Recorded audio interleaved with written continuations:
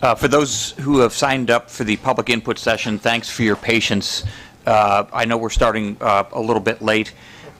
We have a position at the end of the table for those who have signed up. We would ask you to limit your input to 3 minutes. You're welcome to leave us with written remarks if you'd like to. And I'd remind everyone that through Facebook and Twitter, you can both follow and participate in the Transportation Reinvention Commission as well.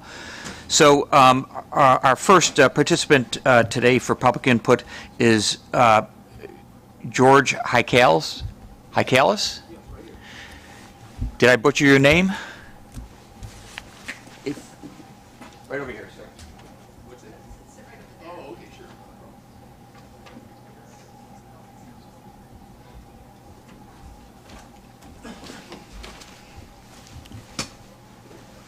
Thanks for the opportunity to say a few words.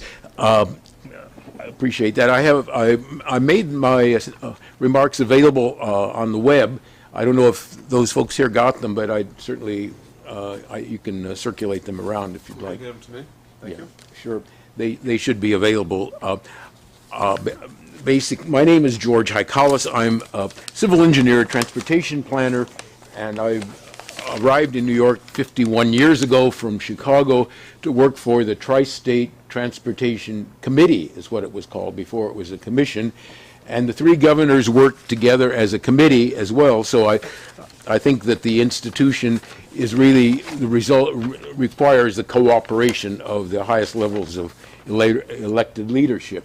There are three major initiatives going on right now. The one we're here, Reinventing MTA, but there are two others that are extremely relevant from a regional perspective.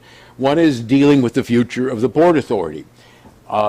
They haven't set up a schedule for hearing people and participation and so forth, but we certainly hope to participate in that. And the third process, surprisingly, is taking place this evening. And this is the U.S. DOT's every 4-year recertification of the planning process in this region. And it's hard to see how only with tongue in cheek that the federal government could say that the current planning process comes even close to meeting the federal standard for multi-state cooperation. Multi-state cooperation does not exist. The MOUs that you talk about, there is no body that meets regularly. There is no public input, and so forth and so on. We don't need to go into all of that, but the federal government could nudge these three states to cooperate because they have the the legislative mandate to do so. If they were just to say, look, if you want your federal dollars, you're going to sit down and work together, that's what that would happen. We're in a process where we're seeing the federal government discovering that they do have administrative abilities to do things beyond what the Congress can do. They already have the law in place to require states to cooperate across state lines if they want to get federal dollars. I think what we really have to do is, I guess my time is up, but I would urge you to take a look at the remarks. This is really based on a exhibit we had down the street at the Municipal Art Society, making the connection about connecting Penn Station and Grand Central, which would be our equivalent of Crossrail. It was designed by Parsons Brinkerhoff. The information has been locked up by all three agencies, Port Authority, MTA, and New Jersey Transit, not shared with anyone. So much for transparency. Thank you. Thank you, and thank you for your written remarks. Stephen Sigmund,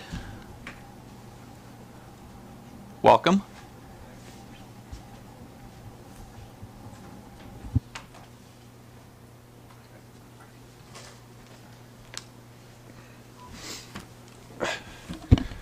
Hi there, I'm Steve Sigmund. I'm the Executive Director of the Global Gateway Alliance, which is a business, labor, and civic coalition to help modernize New York area airports and related infrastructure.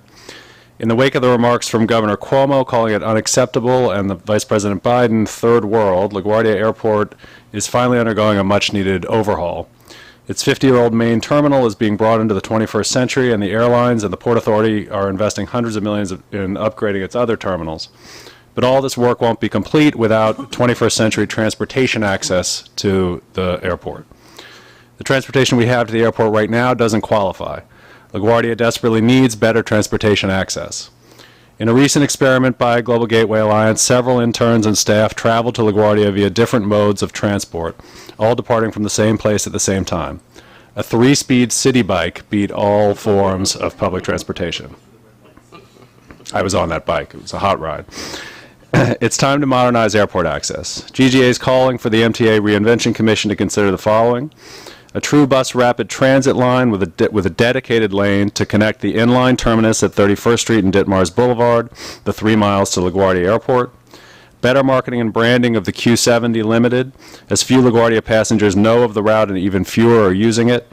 Rebranding the bus service as an Airport Express or Airbus in the vein of AirTrain or the 747 bus in Montreal would raise awareness and increase ridership and get passengers out of their cars and into public transportation. A full exploration and evaluation of all possible access routes, including an extension of the N line to LaGuardia or a new air train. And better use of new technologies. We think the MTA should work with federal and city partners to advance technologies that will streamline the commute to and from LaGuardia. Things such as apps to be used on planes that facilitate rides and ride sharing, and real-time passenger tracking of wait times for taxis, private cars, and public transportation options. For too long, LaGuardia is ranked at the bottom of passenger surveys. A big step toward making it first class is introducing a 21st century mass transit link to accompany the 21st century airport redevelopment that's going on now. And GGA looks forward to working with this commission and the MTA to help make that a reality. Thank you. Thank you, Mr. Sigmund. Where did your bike leave? Paul Gertner, followed by Christopher Greif.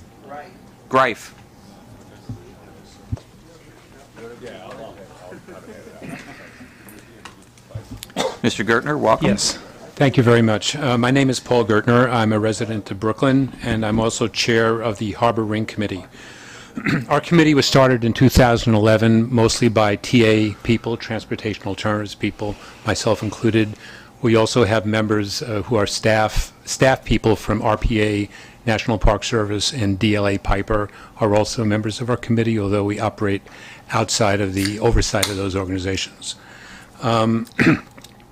We have outlined a 55-mile route around New York City for bike transportation. Much of it incorporates the existing Brooklyn Greenway initiative, the Manhattan West Side Pathway, and the Hudson River Walkway. The rest of it is on streets that could be upgraded for bikes. But the missing link is, as you may imagine, is the Verrazano Bridge. Which, since the first day of the bridge, actually, people are actually picketing for a bike path. People keep going back and asking for a pathway, and we've reimagined the pathway because things have changed over the years. We know of all the bike infrastructure that's been built. You may be aware of much of the interest in developing tourism and economic development in the North Shore of Staten Island, and the great benefits of bike and pedestrian access to the water in places such as Brooklyn Bridge Park and the Manhattan West Side Path.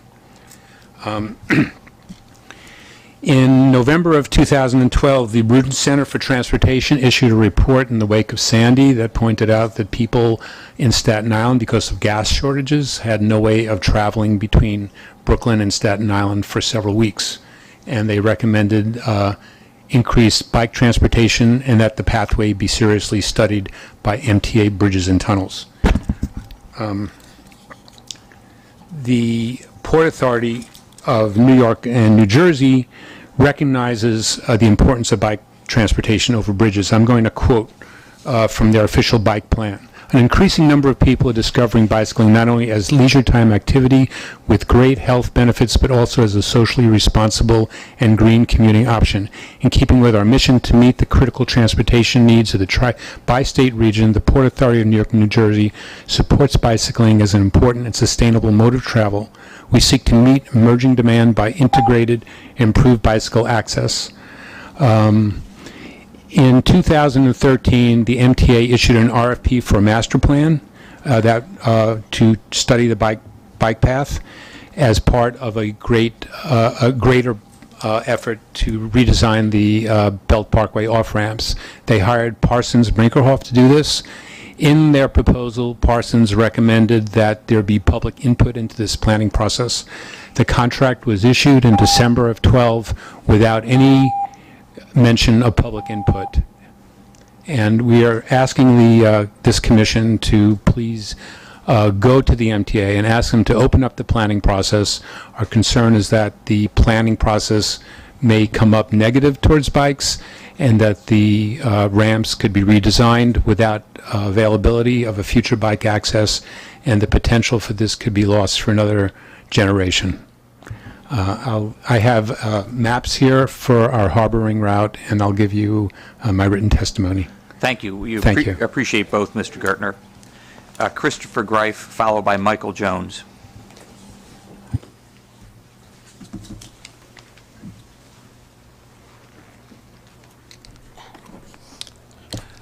Good afternoon. I am Christopher D. Greif. I represent many hats, but I'm also an advocate for people with development disabilities. The one thing I'm going to mention, I agree with the gentleman who was here earlier with the Harlem representative. We need to remind that as him representing Harlem, but we also have other boroughs need to be notified more. I found this out from the MTA website and my fellow colleagues from the Transit Riders Council. Since I am a member of the Transit Riders Council, some of our community people, and you might forgive me, it's a little cold in here, being here for almost 9 o'clock this morning. My concern is I am glad we see a lot of the board members, especially G. Rushnoff, who is a good representative, but there's got to be a little more people with seniors and disability in this part, because regarding business, there's also ADA compliance for seniors and disabilities. Excuse me. My concern is every presentation I heard, yes, extension this, extension that, but also very important, when you build something, make sure it's ADA compliance. That is my first concern, and my very opposed, because I feel that transportation is a very allied lines. We need to have definitely enough buses and some trains. But in case of any blackouts, we definitely need buses to get them to access to proper hospitals, proper places, and safety. That's all I have to say. Thank you very much. Thank you. Michael Jones, followed by Councilman Udanis Rodriguez.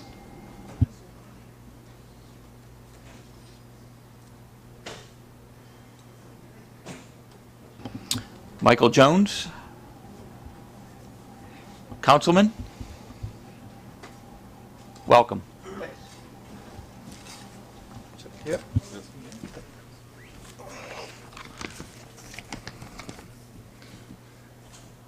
Good afternoon, everyone. My name is Idanis Rodriguez, and I'm the chair of the Transportation Committee at the City Council. Before I begin today, I would like to say that I hope that we can hear some good news over the next few hours that will allow us to avoid a potential devastating strike on the Long Island Railroad. It truly excites me to see this panel reach for solution to problems that we can foresee in the future, that is inclusive and open to ideas from both experts as well as mass transit riders. I would like to thank Governor Cuomo and Chair Prendergast for putting this commission together. Through your work, we can tackle some of the broader systematic issues that plague the largest and most complex transit system in the world.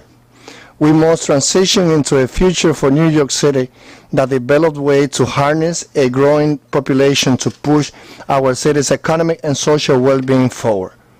I have several items on my agenda I believe will be crucial to building the mass transit system of tomorrow, and I'm very pleased to see that many of these points are priority for other members of this panel as well.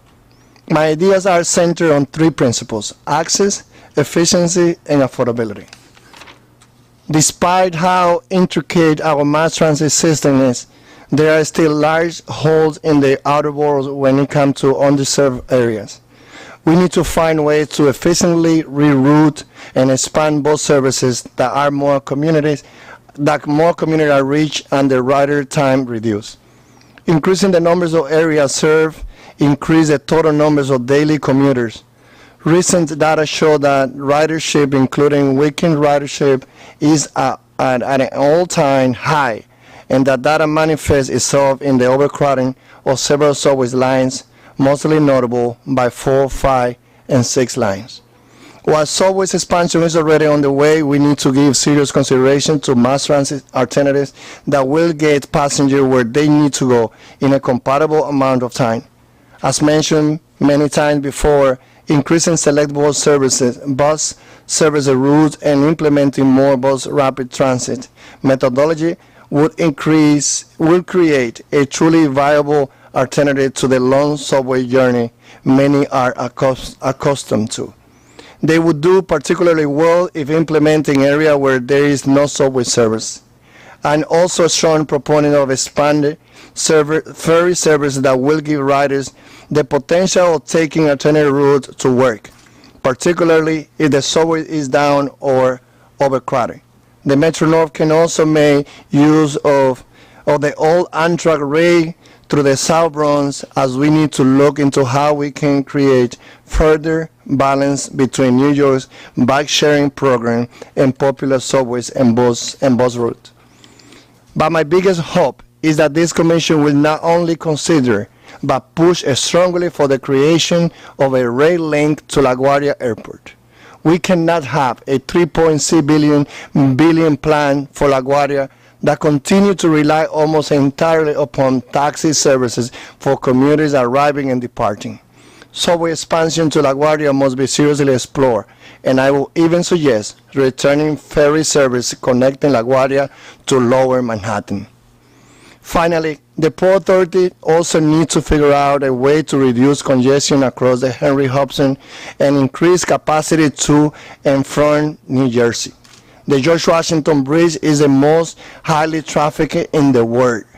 If we could instead create a rail link under the Hudson River, we could reduce the reliance on cars to get into and out of the city and stimulate economic growth on both ends. The PATH and New Jersey Transit rails cannot meet the capacity required to reduce vehicle congestion at the few Hudson Bridge and tunnels. To make this project a reality, we must work on ideas to raise the necessary funding. If passengers' fares are not subsidized, none of this expansion and improvement will be affordable, and the resulting drop in ridership will damage the operation revenue of the MTA. The answer, however, lies in our ability as a city to lower the construction and operation costs for transportation improvement while maintaining quality service. Increase transit revenue, support transit and infrastructure subsidies at all levels of government. And perhaps most important, ensure that any and all transit revenue is invested directly back into mass transit infrastructure development and expansion. Commissioner Trachtenberg's idea 2 days ago of recapturing the wealth created in real estate projects located near a transit station is a great starting point. This can create revenue for mass transit and is something that will be discussed further. Other ideas include developing MTA-owned property throughout the city into housing and innovative projects that can lead to job growth and economic drivers for the future.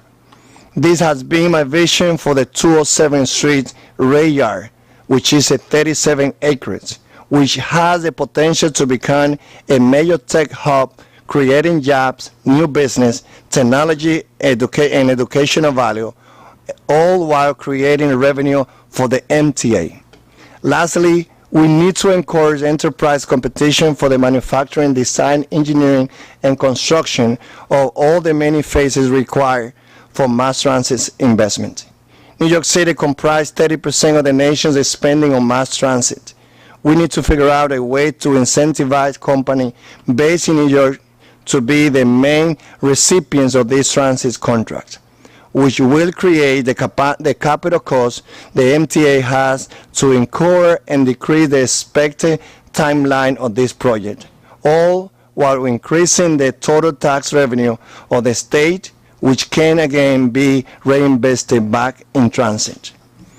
This and other solutions must be explored in order to achieve our desired outcome. This will not be possible without the cooperation of all parties involved, public and private. But this is something that I expect can be accomplished and must be accomplished if we are to drive at the most developed city in the world over the next century. Thank you for the opportunity that you gave me today to testify, and I'm looking forward to continue working with you. Thank you. Thank you, Councilman Rodriguez. That's a lot of very specific input you gave us, and we'd appreciate the written testimony so we make sure we can capture all of it. Thank you. Thank you.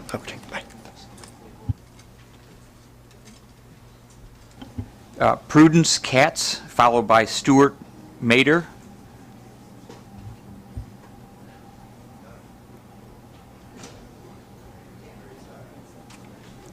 Welcome. Thanks. Good afternoon. My name is Prudence Katz, and I'm the Policy Coordinator for Reinvent Albany, a member of the New York City Transparency Working Group. The Reinvention Commission is looking at a broad range of ideas intended to help the MTA better serve the public.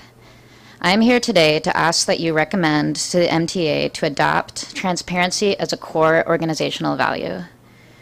The MTA has benefited greatly from its customer-oriented open data efforts. It has also suffered grievously from its historical lack of fiscal and spending transparency. When transit advocates speak with elected officials about new revenue for the MTA, they are frequently lectured about the two sets of books budgeting controversy and the MTA's history of questionable, opaque real estate deals. The lack of transparency has cost the MTA public and political trust, which has in turn made increasing funding for the agency far more difficult. Even now, transparency at the MTA is a tale of two agencies. The MTA has done great things with rider service data, like real-time train arrival and bus time, but its fiscal transparency has lagged. It remains difficult for even informed members of the public to fully understand what the MTA spends its money on and who benefits from MTA spending. Despite the Public Authorities Reform Act, large amounts of MTA spending and activity is opaque and potentially at risk for corruption, insider dealing, or pay-to-play. I do want to commend the MTA on the transparency efforts that they have enacted. The transparency section on the website provides helpful monthly budget reports and bond and debt performance reporting. Additionally, the capital program dashboard is a useful tool.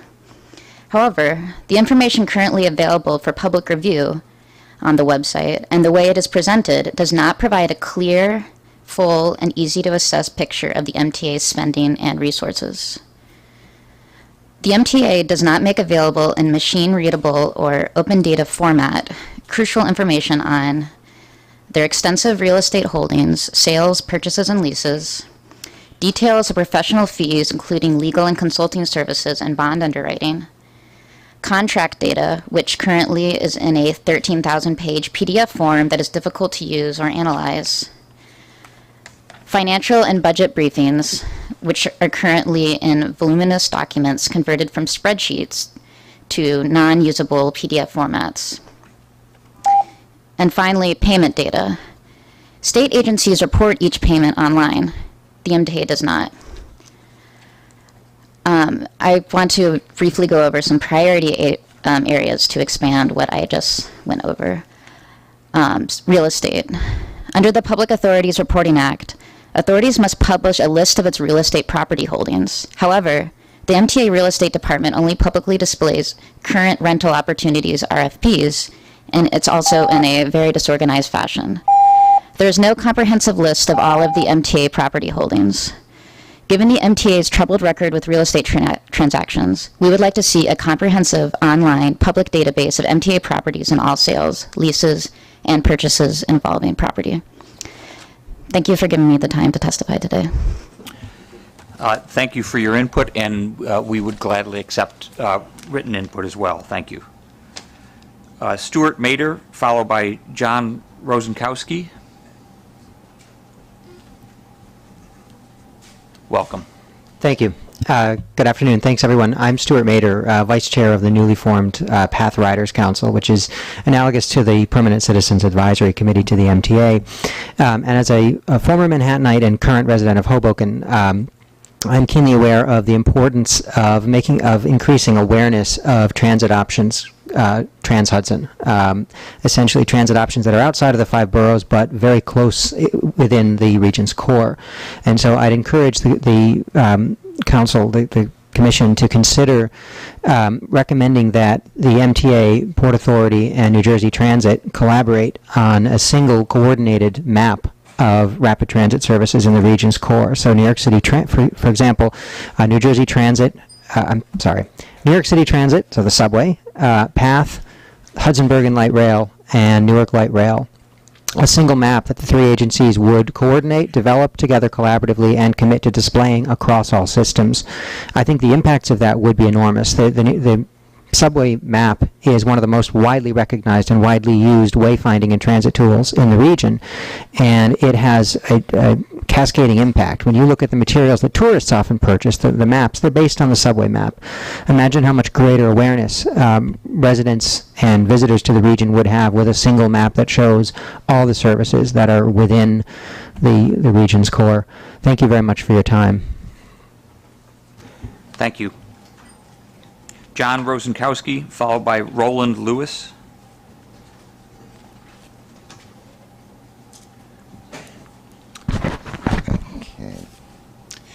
Good afternoon. I'm John Rosenkowski from the Queens Public Transit Committee. It is very disappointing that this commission is not holding public hearings in the outer boroughs. If you had done so, you would have realized that the MTA agenda has very little public support. Specifically, the MTA has a fanatical obsession with modernization for the sake of modernization. Automatic trains, Hellpoint, on-the-go touchscreens, accepting countdown clocks.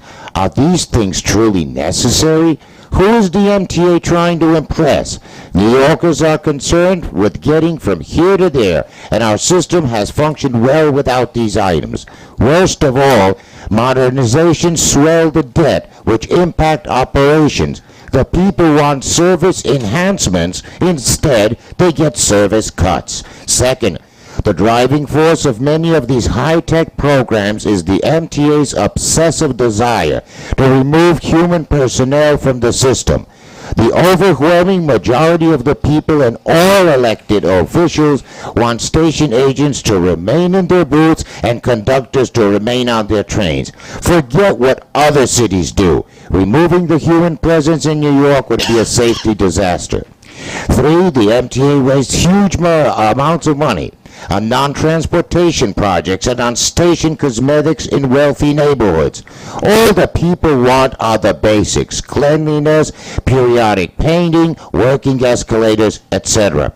4, the MTA has embraced select bus service as a panacea for everything and insults everyone's intelligence by calling it a surface subway. The outer boroughs are in desperate need of major subway expansion. If this is not done, economic growth will be seriously curtailed.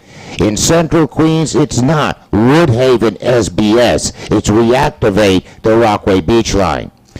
In a democracy, an agenda without public support cannot be sustained. Without public support, various attempts such as congestion pricing to secure funding will fail. Our mass transit will continue to hobble along until the people have a decisive say in how their hard-earned money is spent. Thank you very much. Roland Lewis, followed by Jessica Murray.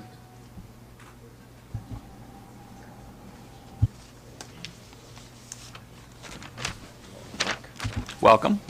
Thank you. My name is Roland Lewis. I'm the president and CEO of the Metropolitan Waterfront Alliance, and we are an alliance of over 800 businesses and civic organizations dedicated to a vibrant, accessible, and healthy harbor. I'm here to talk about ferries, and I will second and third and fourth the good remarks that the councilman, Chairman Rodriguez, said regarding increased ferry transit and a connection to LaGuardia particularly. New York used to have over 100 million passengers. We used to get around by ferry. We are rediscovering ferry transit. It's now the second largest ferry user in the entire world. And look out, Istanbul, we're coming to get you.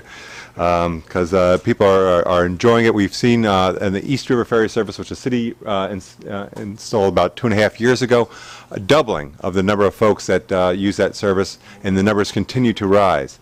I would recommend that the Commission look to a paper we wrote recently called Ship to Shore, Integrating New York Harbor Ferries with Upland Communities. There are 15 practical and implementable ideas in there that you should look toward.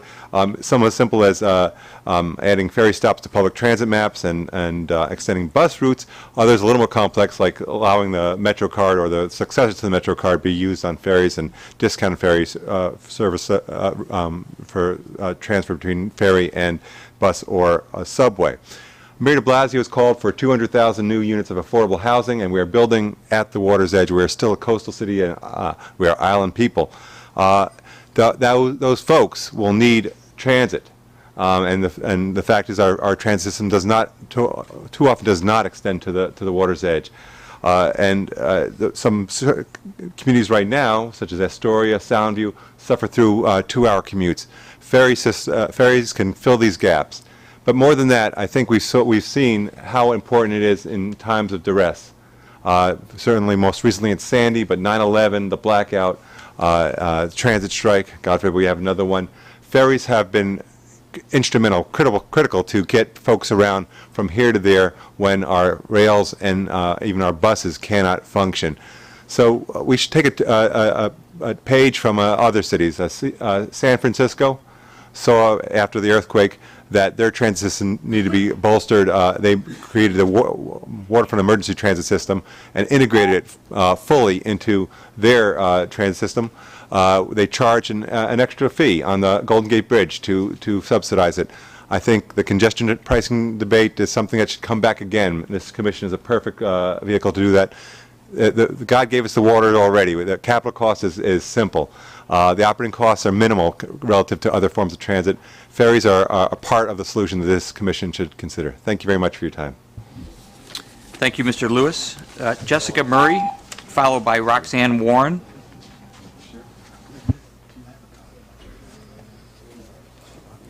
Hello, my name is Jessica Murray. I'm currently a student at the Graduate Center at CUNY. My current research involves interviewing people with mobility disabilities who are trying to survive in New York City.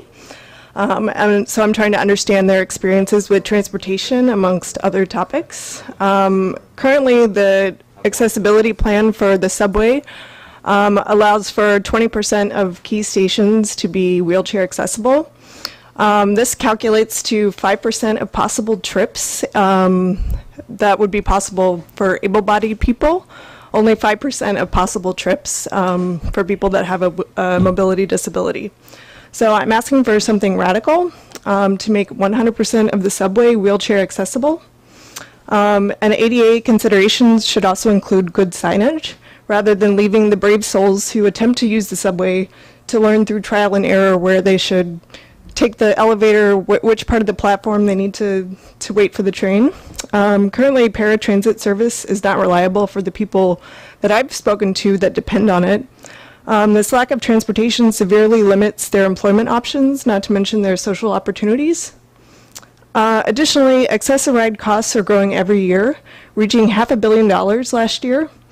How many elevators could you build with $500 million is my question. Accessibility benefits everyone, the elderly, the disabled, new mothers, travelers that need to roll their suitcase to the airport.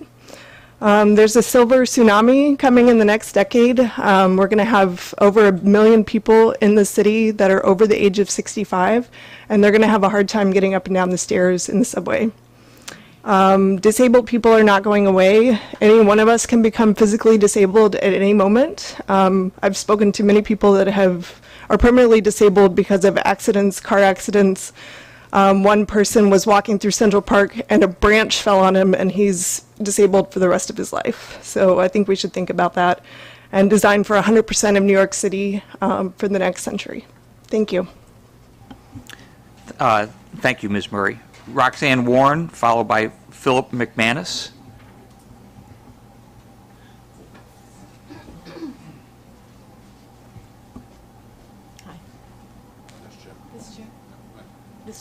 Yes, welcome.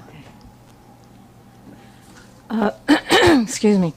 My name is Roxanne Warren. I'm an architect and chair of the Vision 42 proposal for light rail in an auto-free 42nd Street.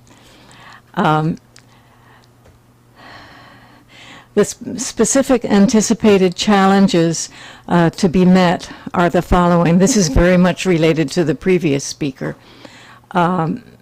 We anticipate an ongoing increase in the overall population of New York City. Of that increase, there will be an ongoing increase in the percentage of, excuse me, of elderly citizens relative to the whole, and an increase in the disabilities associated with aging, difficulties with steps, etc. There's also a desire and a need on the part of the elderly and other disabled to remain engaged and active in the life of the city, confounded by the lack of efficiency of surface bus transit. The solution would be a network of light rail trams, low-floor streetcars that are given priority of passage over other forms of traffic, and that is the key, the key quality, the priority of passage over other forms of traffic. On selected streets, the trams would even replace existing traffic, similar to what has been done in at least 30 cities in France, to the great benefit of these cities. And I assumed that I would be cut off at that point after 3 minutes, so I didn't write anything more about how these could be paid for, and numerous studies have been made of how these systems are paid for by increased the increased value of properties adjacent abutting the light rail, and the stimulation of business. We have very explicit studies that have been performed of our Vision 42 proposal, and they're on our website. Okay? Thank you very much. You're very welcome. Thank you, Ms. Warren. Philip McManus, followed by Daniel Dragon. Thank you. Thank you very much. This is my first time speaking at this group. I want to first of all thank all you guys for doing the best that you can to make the MTA one of the best systems that I know. But we have a lot of work ahead of us. I am Philip McManus from the Queens Public Transit Committee. I basically got started because I didn't get to work on time. I took the Q53 after the Hurricane Sandy from Rockaway, and I just got so sick and tired of the government telling me what to do, to follow the trains, follow the bus schedule. And I said, you know what? I started writing to the MTA, and the MTA wouldn't listen to me, so I started writing to the newspapers, and I'm getting some results. The whole thing is to organize to improve. My goal is to try to work with you guys if I can, and I would love not just to be here once a year to say hello to you guys. I hope we can do some kind of interaction in the future. But I just want to bring up a few points. The Queens Rockaway Beach Line, it's the old train that used to run through Forest Hills all the way to Rockaway to Penn Station. Someone brought up the airport issue of LaGuardia. I would love to see that go from LaGuardia down to the Atlantic Ocean and Rockaway. Some of the locations that would be important was Queens Mall, the airports, JFK Airport, LaGuardia Airport, Forest Hills, all the commercial strips in Queens. And of course, there could be a connection to Manhattan or directly to Manhattan with a connection to LaGuardia. I would like to see the expansion of the system and anything we could do to do that. And one of the things that my goal is for our group is to encourage that type of focus. I really believe that the key is faster transportation will help us create jobs and improve our society. Not dirty transportation, but faster transportation that will get us from point A to point B. Save time, save money, create jobs. And if we have jobs, we don't have homeless shelters, which we just got now in Rockaway. There's a tremendous discrimination in some neighborhoods of the underserved. If you know Rockaway, which everyone in this room and everyone in this planet is going to find out, because we're going to get in and be known everywhere. We're going to protest wherever we can, wherever there's large groups, to fight for underserved communities like Rockaway. Our transportation services are really not very good. The ferry is one of the highlights of the hurricane. I don't believe that the hurricane is really the problem. I believe that the government is the problem, and we need to address that. And one of the ways that we can address that is being actively involved. I'd also like to make the comment about the person who beat all the traffic from LaGuardia Airport. I bet you went through a few red lights. But the person that doesn't go through the red lights, if he goes through a red light or if he speeds too fast, he gets a ticket. Now, I do believe that everybody should share the road and follow the rules of the road. I want to thank you so much, and I hope that you will take my name and my number, 718-474-0315. I really want to work with you guys, okay? And I want to support you, and I also want to raise the money that's needed to get that improvements in transit and support the community as a whole. We can do this as a unified effort. Thank you so much, and I appreciate it. Thank you, Mr. McManus. Daniel Dragon.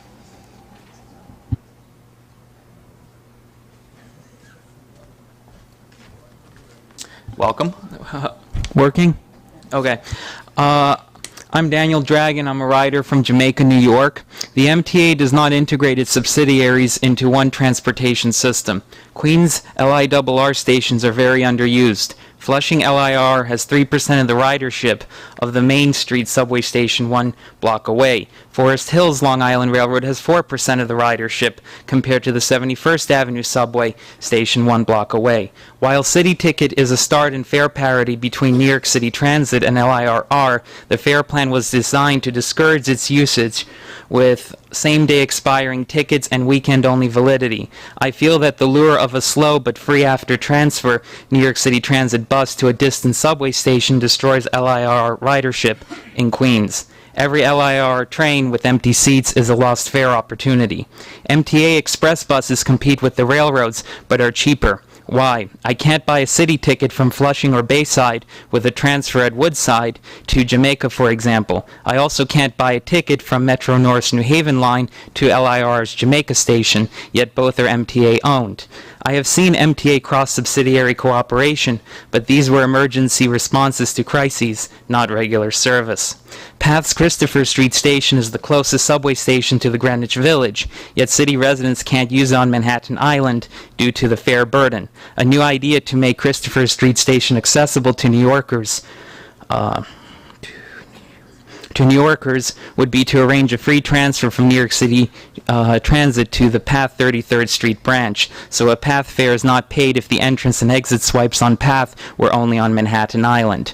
Jamaica Long Island Railroad and AirTrain stations are modern, clean, and well-maintained. They look perfect as the gateway to New York City, but I see a look of shock on tourist families when they cross from the Long Island Railroad station into the Sutphin Boulevard station due to the water, sewage leaks, soot, and cobwebs in the subway station. The 3 stations of Jamaica Complex should be maintained and budgeted as one unit, not 2 or 3. The MTA owns 4 different police forces: the MTA Police, Triborough Police, the Eagle Team, and the collecting agents. New York City Transit uses 2 different police forces, Eagle Team and New York NYPD Transit. The Port Authority has just 1 police force, not half a dozen. The LIRR has unused Queens assets like the Lower Montauk through Southeast Queens, and the abandoned Rockaway line, which should be reopened at New York City Transit fares. East Side Access wound up without a track connection and a multi-minute escalator ride due to Metro North and LIR infighting. From 1968 to 1982, the MTA operated Stewart and Republic airports. If interagency cooperation with the Port Authority proves impossible, perhaps New York State or City should give LaGuardia and JFK to the MTA. That might be a positive thing on the MTA's budget, like the bridge and tunnel assets. Thank you. Thank you, Mr. Dragon. You packed a lot into those 3 minutes, and a lot of specifics, and we'd love to get your written testimony if we could, so we can capture all of that. Thank you very much. Are there any other members of the public that didn't sign up but would like a chance for some input here?